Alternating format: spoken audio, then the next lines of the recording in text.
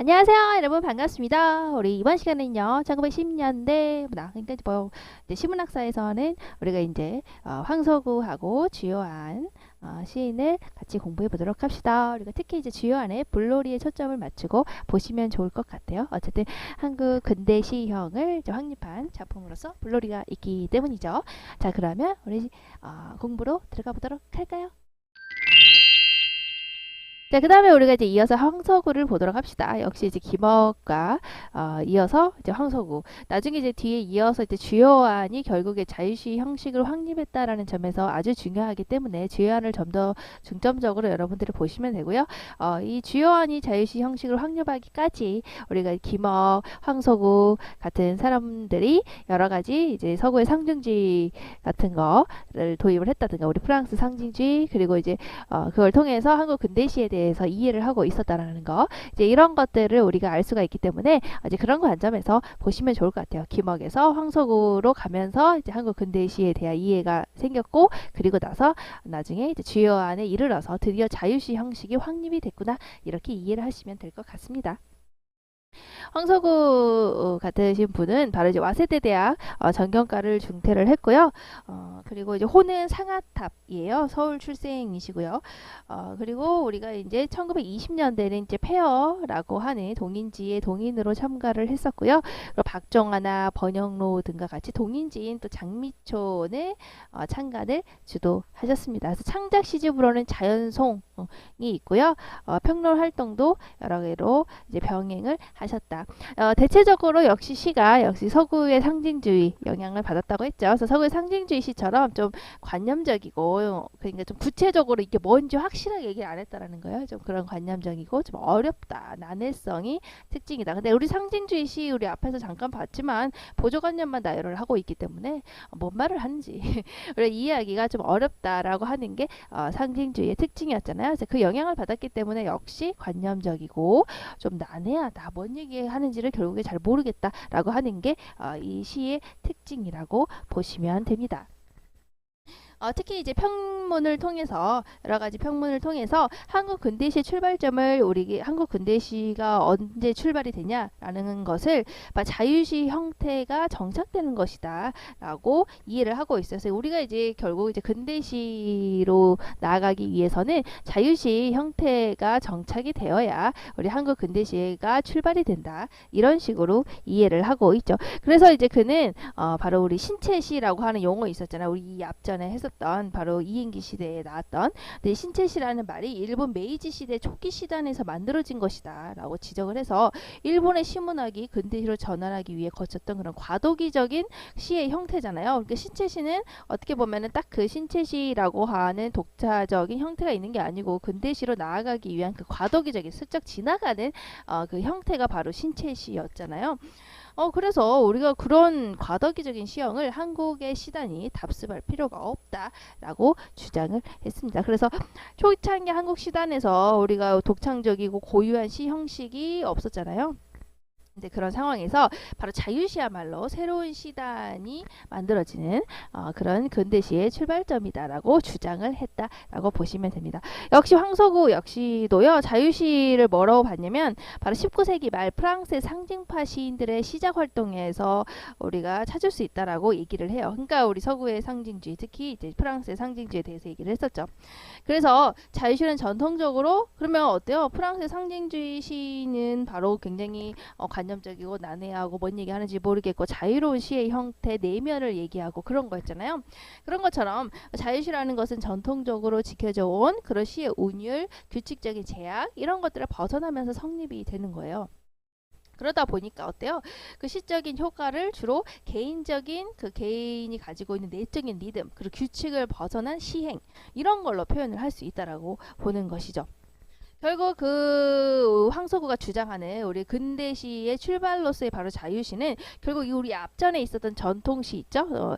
우리 전통시 뭐 시조나 가사처럼 우준의 어떤 규칙, 형태적인 제약을 가지고 있었던 것에서 벗어나는 것이 바로 한국 근대시의 출발로 얘기를 하고 있고요. 그것이야말로 자유시다라고 얘기를 하고 있습니다. 그래서 결국에 전통에서 이탈하는 것이고 그리고 시가 가지고 있는 그런 위에 외적인 형태의 그 제약이 있었잖아. 3434, 3544 뭐 이런 거. 그런 것에서 벗어나는 것이 바로 근대시의 출발이고 그것이 자유시다라고 얘기를 하고 있어요. 그렇다면 어떤 외적인 그런 형태의 규칙이 없는 대신에 어때요? 그러면 시라는 것은 근대시라는 것은 시인이 각자 개성에 따라서 그의 시의 형식을 유기적으로 구성하는 것이라고 얘기를 했죠. 그렇다 보니 자유시라는 것은 자유분방한 개인의 정서를 표출하는 것이고 그에 따라서 시인이 자신의 개성에 따라서 시의 형식을 자신이 유기적으로 구성하는 거잖아요. 그 시인마다 각자 그 자신의 정서 표출을 어떻게 하느냐에 따라서 그러다 보니 그 시 형식 자체가 굉장히 다양할 수밖에 없겠죠. 그러다 보니까 바로 정해진 어떤 형식, 외적인 규범 이런 거 대신에 시인이 가지고 있는 그 개성을 중시하게 됐다라고 볼 수가 있어요. 그래서 자유시라는 것은 결국 내재율을 가진 운문이다라고 하는 점을 바로 이제 황석우가 분명히 하고 있다라는 것이죠. 그러니까 어떻게 보면 황석우는 이런 어떤 시적인 형식의 자유로움을 추구하는 거, 그런 것이 바로 한국의 이제 근대시 이게 바로 자유시다라고 얘기를 하고 있죠. 그러니까 이렇게 우리가 관념을 지금 서서히 이렇게 정립해 가고 있다라는 것을 알 수가 있겠죠. 그래서 근데 자유시라는 것은 무엇이냐라는 것에 대해서 김옥부터 황석우 이렇게 해가지고 이런 것이 바로 자유시라는 거구나, 근대성이라는 거구나 라는 것을 점차 우리가 확립해 나가고 있다라는 것을 알 수가 있습니다. 그래서 이제 어떤 형식적인 규범 이런 거 대신에 시인의 개성이 그만큼 중시가 되는 거고요. 이렇게 자유시를 논리적으로 추구하고 있는데도 실제 황석우가 이제 시를 지을 때는 너무 이제 관념에 대한 집착으로 인해서 시적 대상이 좀 구체적으로 어떻게 형상화시키는 걸 좀 부족하다라고 하는 평가를 받고 있어요. 그래서 우리 사실 이제 황석우 시인의 자연송 있었죠. 바로 1920년대 후반에 펼쳐낸 시집인 자연송에서는 바로 시적 대상을 구체적으로 그럼 어떻게 형상화시켰냐, 어떻게 구체적으로 나타냈냐라는 점은 좀 부족하다라는 점을 지적받고 있습니다. 어쨌든 우리가 이제 김억의 초기 시에서 이 앞전에 김억의 초기 시에서 볼 수 있었던 시적 형식에 대한 여러 가지 실험이 있었죠. 그리고 황석우가 지금 주장하고 있는 자유시에 대한 얘기, 바로 자신의 이런 내재율을 가진 운문이 바로 자유시라는 거, 그리고 어떤 운율의 규칙이나 형태적인 제약에서 벗어나는 것이라는 거, 그리고 자유분방한 개인의 정서를 표출하기 위해서 시인이 자체적으로 바로 자신의 개성에 따라서 시의 형식을 유기적으로 구성한다는 거, 이런 것이 바로 자유시라고 얘기를 하고 있죠. 바로 황석우가 주장한 자유시의 그런 확립 문제는 나중에 이제 김소호를 통해서 시적인 리듬을 어떻게 하면 규칙성을 가지고 표현할 것인가에 대한 발견, 시적 형식을 어떻게 하면 잘 균제를 할 것인가, 그리고 시적의 의미를 어떻게 조화를 이룰 율격으로 실현시킬 것인가에 대한 차원으로 나중에 이렇게 발전을 할 수 있게 됩니다. 결과적으로 우리가 이제 이렇게 주요한 나중에 이제 이어서 이제 황석우에 이어서 주요한 이상하, 한용운 등에 이르게 되면은 바로 시적인 형식이 좀 개방적이죠. 이제 그런 거에 기초한 근대적인 자유시형이 이제 이때 이르면, 그러니까 우리 앞에 김억, 황석우 그리고 드디어 주요한 이상하, 한용운 등에 이르게 되면 이제 개방적으로 시적 형식을 다루면서 바로 근대적인 자유시형이 정착되게 됩니다. 그래서 결국에 이 의의가 있어요. 한국의 근대시가 3.1운동을 전후해서 자유시라고 하는 새로운 시 형식이 확립됐다라고 하는 것을 우리가 알 수가 있습니다. 그래서 이 뒤에 이어서 우리가 주요안에 이르게 되면 자유시 형식이 확립이 되게 되는 것이죠. 자, 그럼 우리가 이어서 주요안 같이 보도록 할까요? 네, 이분도 한번 검색해서 보시면은 이렇게 블로리라고 하는 우리 이제 근데 자유시 형식을 이제 확립했다라는 의의를 가지고 있는데 또 확인할 수 있지만 여러 가지 이제 시인도 하셨고 언론인 나중에 보시면 친일 반민족 행위자이기도 하고 또 정치도 하셨더라고요. 이어서 그냥 한번 쭉 보시면 될 것 같고 뭐 정치도 하셨고 뭐 여러 가지 했구나 이제 이런 거지 한번 나중에 한번 읽어보시면 될 것 같습니다. 자, 그럼 우리가 이제 주요한이 과연 이분께서 어떤 의의를 가지고 있는지, 바로 자유시 형식을 이제 확립했다라고 하는 의의를 가지고 있다라는 점에서 중요하구나, 이제 그것을 중점으로 보시면 될 것 같아요.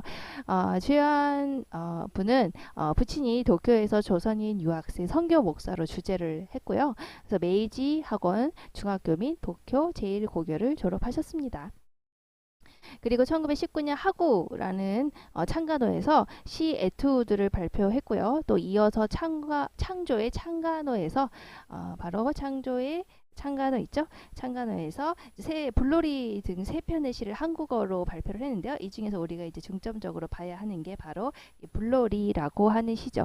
그래서 주요한의 이런 시의 출발은 동인지 바로 창조에서부터 본격적으로 이루어졌다라고 볼 수가 있어요. 그 초기에는 이제 일본 유학 시절에 현대 시가라고 하는 습작을 거기에서 이제 습작을 많이 했고요. 그리고 1919년 하구 창간호에서도 아까 말했듯이 시 에투드라고 하는 표지 아래 눈이라고 하는 네 편의 작품을 발표를 했죠. 하지만 우리가 이제 중점적으로 봐야 될 것은 바로 동인지 창조에 나왔던 바로 불놀이에 여러분들이 관심을 가지고 보시면 될 것 같아요. 왜 자유시 형식을 확립했다라는 의의를 가지고 있기 때문이죠.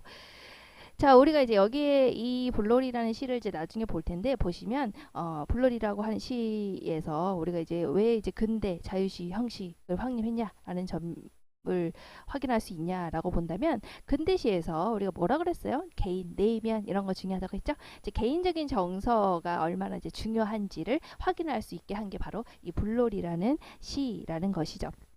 물론 일본 유학 기간 동안에 이제 일본 유학을 하면서 거기 일본에서 유입된 서구시에 대한 것을 다시 자신이 공부를 한 거겠죠. 그렇기 때문에 아무래도 그 영향을 받을 수밖에 없겠죠.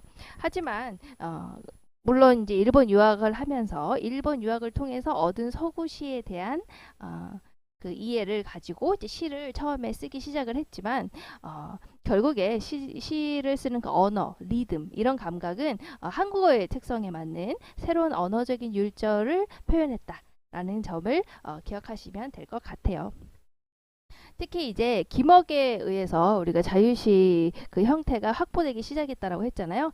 그런데 그 시작했던 근대 자유시의 시적인 형태를 이제 정립을 한 거. 그러니까 그 김억에 의해서 이제 시적인 그 자유시에 대한 기반이 확보되다가 우리가 이제 항속으로 가다가 이제 드디어 이제 주요안에 이르러서 자유시의 어떤 시적인 그 형태를 정립하는데 주요한 바로 중요한 의의를 가지고 있는 분이다. 그래서 그 대표적인 시가 바로 이제 불놀이다라고 하는 것을 생각하시면 될 것 같아요. 그래서 우리가 이제 자유시형을 이런 시도한 시기는 앞에 이제 김억이나 황소구에 비해서는 좀 늦었지만 이제 질적으로 이제 자유시 신자의 그런 형태, 바로 질적인 그런 완성도가 높은 작품을 창작하고 자유시형 그 형태의 확립에 크게 기여한 분은 바로 이제 주요한이다라고 볼 수가 있습니다. 내용은 이제 보통 이제 낭만적인 그런 상징성 등을 추구했고요. 우리 프랑스의 상징주의 영향 받았다고 했잖아요. 그래서 낭만적인 그런 상징성을 추구했다라고 보시면 됩니다. 그리고 1919년에는 5월 이제 상해로 망명을 하셔가지고요. 임시정부의 기관지였던 바로 이제 독립신문의 기자가 돼서 성아지라든가 목신이라고 하는 그런 필명을 가지고 민족의식을 바로 고취하는 작품을 쓰셨습니다. 그리고 1925년에는 귀국하셔서 동아일보 편집국장, 논설위원 이런 것들을 역임하셨죠. 나중에 정치도 입문하시고요. 하지만 우리가 이제 중요하게 봐야 될 거는 바로 자유시 형식을 확립했다라는 점에서 주요한 시인이 중요하구나. 그리고 그 대표적인 작품이 바로 이제 불놀이구나라고 기억을 하시면 될 것 같아요. 그럼 불놀이 한번 공부해 볼까요? 자, 그러면 주요한의 불놀이 원문 일단 한번 같이 보도록 할까요? 날이 저문다. 서편 하늘에 외로운 강물 위에 쓰러져가는 분홍빛 돌. 해가 저물면 날마다 살구나무 그늘에 혼자 우는 밤이 오건만은 오늘은 4월이라 해일날 큰 길을 물밀어 가는 사람 소리는 듣기만 하여도 흥성스러운 것을 왜 나만 혼자 가슴에 눈물을 참을 수 없는고. 춤을 춘다. 시뻘건 불덩이가 춤을 춘다. 잠잠한 성문 위에서 내려다 보니 물냄새, 모랫냄새, 밤을 깨물고 하늘을 깨무는 횃불이 그래도 무엇이 부족하여 제 몸까지 물고 뜯을 때 혼자서 어두운 가슴 품은 젊은 사람은 과거의 퍼런 꿈을 찬 강물 위에 내던져지나 부정한 강물이 그 기름자를 멈출 리가 있으랴. 아, 꺾어서 시들지 않는 것도 없건만은 가시님 생각에 살아도 죽음 이 마음이야. 에라 모르겠다. 저 불길로 이 가슴 태워버릴까? 이 설음 살라버릴까? 어제도 아픈 발 끌면서 무덤에 가보았더니 겨울에는 말랐던 꽃이 어느덧 피었더러마는 사랑의 봄은 또다시 안 돌아오는가?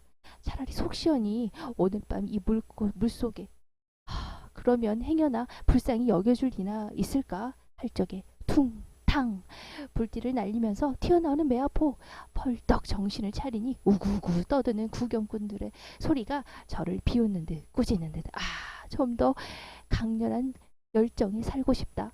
저기 저 햇불처럼 엉키는 연기 숨맥히는 불꽃의 고통 속에서라도 더욱 뜨거운 삶 살고 싶다고 뜻밖의 가슴 두근거리는 것은 나의 마음.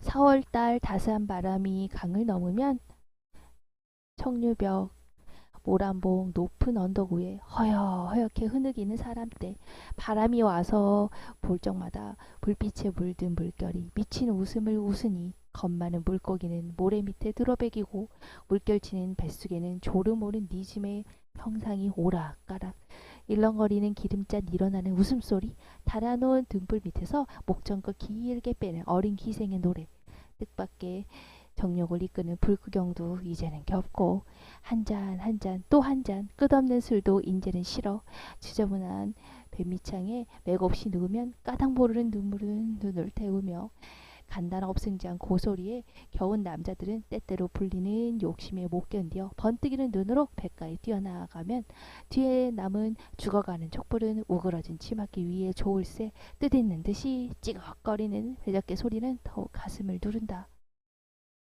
아, 강물이 웃는다, 웃는다. 괴상한 웃음이다. 차디찬 강물이 컴컴한 하늘을 보고 웃는 웃음이다. 아, 배가 올라온다. 배가 오른다.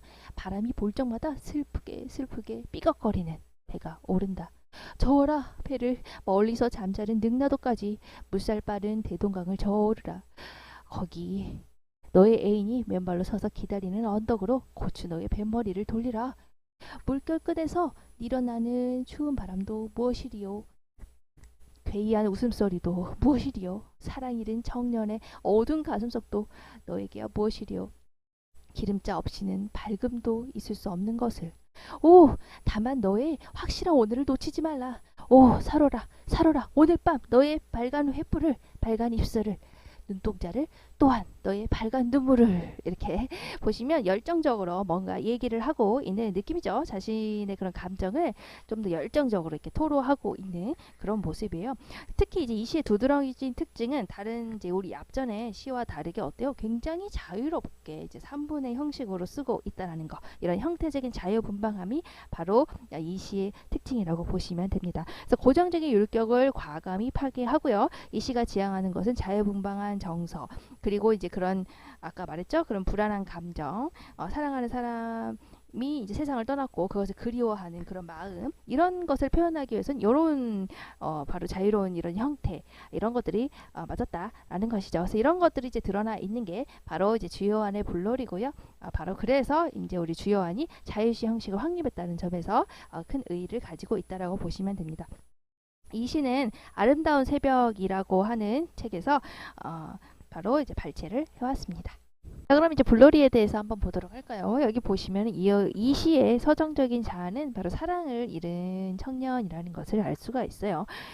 이제 사랑하는 나의 연인은 세상을 떠났죠. 그래서 그 사랑을 그리워하면서 그리움 이런 거에 젖어 있는 서정적 자아의 불안한 감정 그런 것들이 뒤엉켜가지고 거기다 이제 다른 사람들은 너무 즐거운 거죠. 지금 축제이기 때문에 그래서 4월에 초파일의 축제가 이제 배경으로 나와요. 사람들은 엄청 이제 축제라서 굉장히 즐거운데 나는 이제 사랑하는 이미 세상을 떠났기 때문에 너무나 이제 그립고 슬프고 이제 그런 감정이 이제 표출되어서 좀 이제 강렬한 어조로 표현되어져 있는 게 특징이라고 보시면 됩니다.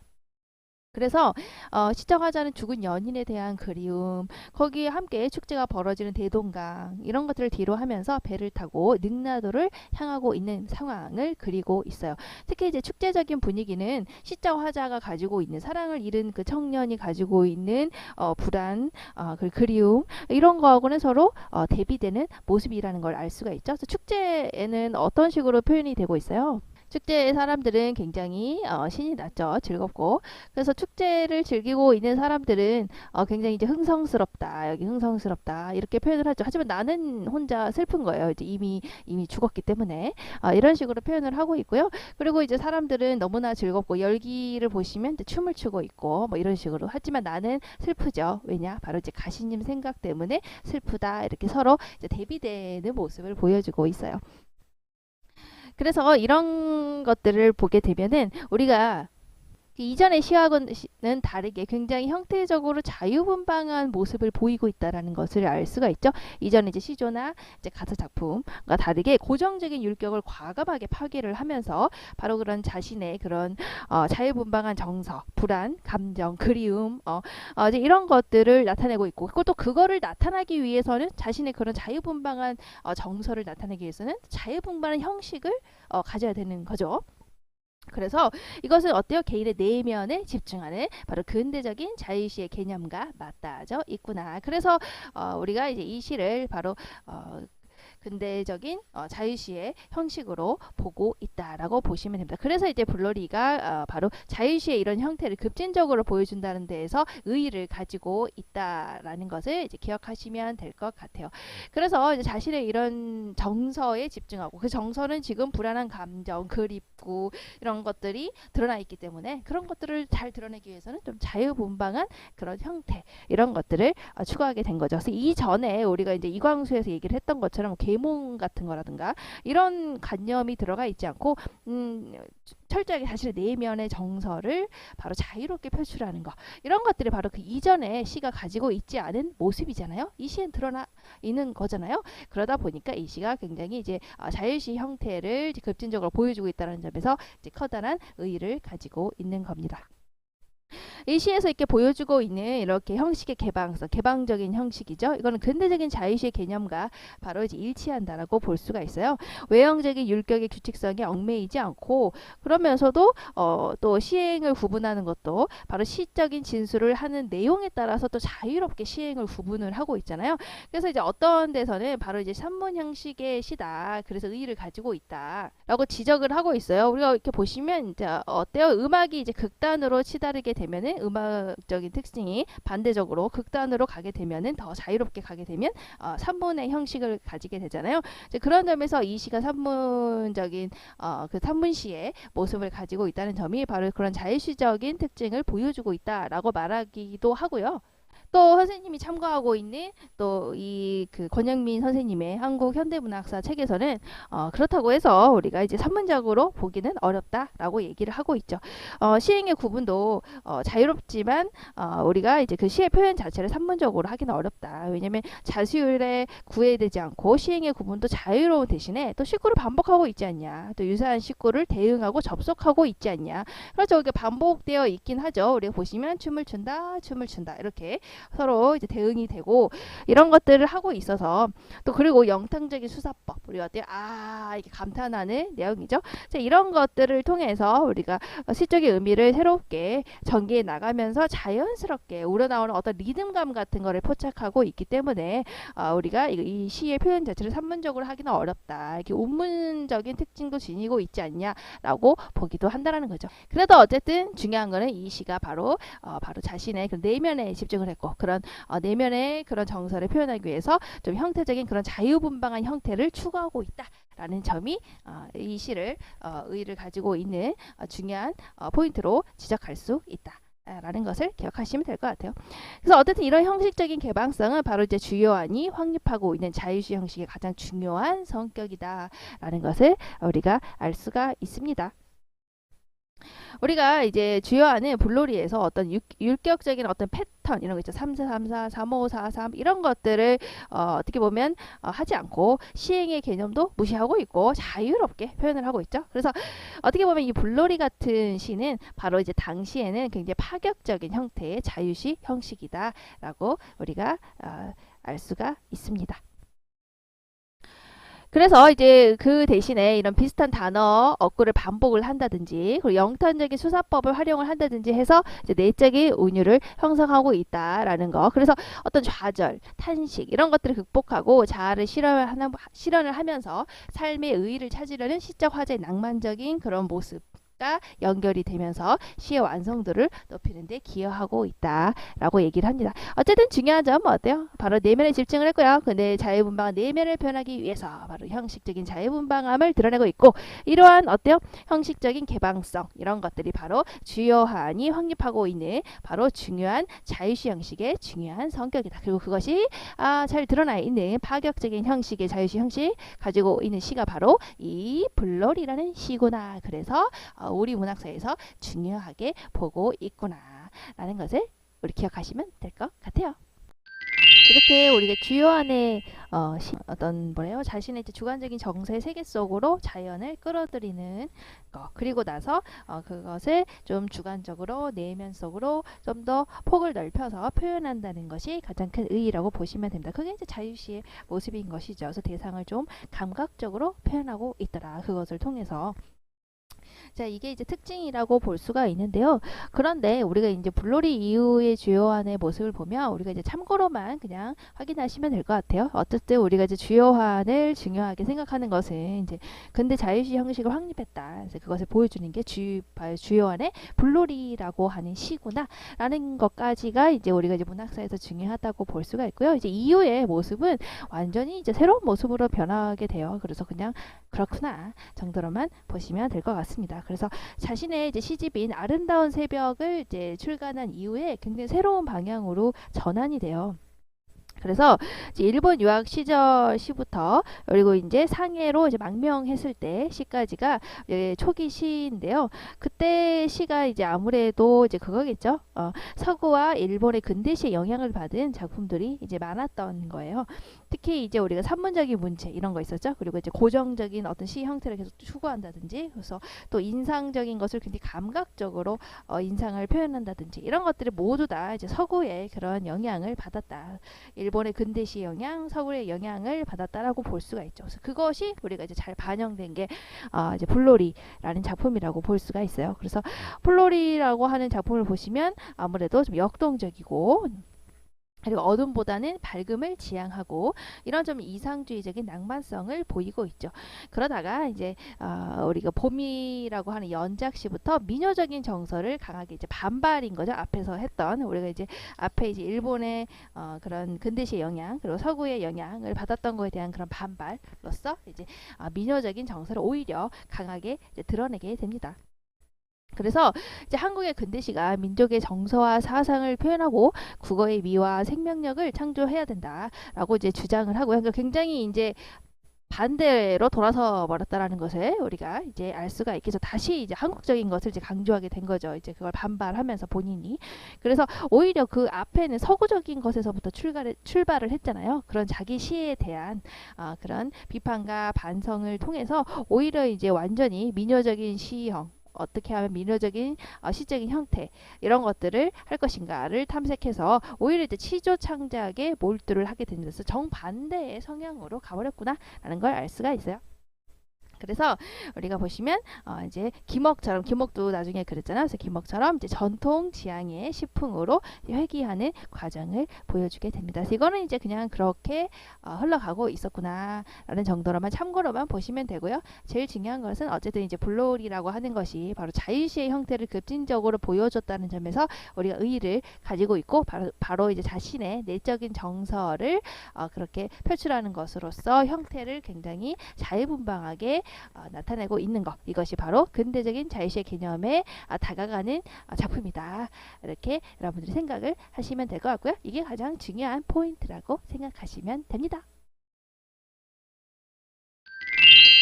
자, 그럼 우리 마지막으로 이제 교과서 한번 보도록 할까요? 이제 교과서에서 1910년대, 20년대 문학에서 쭉쭉쭉 이렇게 우리 1910년대에 들어서 우리 문학은 본격적인 근대 문학의 단계로 접어들었죠.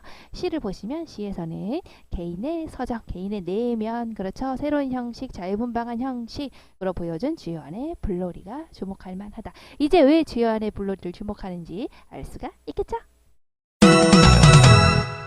네, 수고하셨어요. 여기까지 하면은 1910년대 바로 우리 이제 신문학사 김억, 황석우, 조효안까지 모두 다 끝나게 됩니다. 다음 시간에 우리 1920년대 를 할 건데요. 결국에 우리가 시 이제 근대 시의 출발 같은 경우도 1920년대에서 이제 본격적으로 나타난다라고 볼 수가 있겠죠. 1920년대에 바로 우리 단편 소설이 이제 양식이 정립이 되게 됩니다. 소설 문학사에서요. 그래서 김동희라든지 그리고 우리 현진건이라든지 그리고 우리가 또 나도양이라든지 그런 분들이 계시거든요. 그래서 단편 소설에 대한 1920년대의 그런 모습에 대해서 공부를 해보도록 합시다. 그러면 우리 다음 시간에 만나도록 해요. 안녕.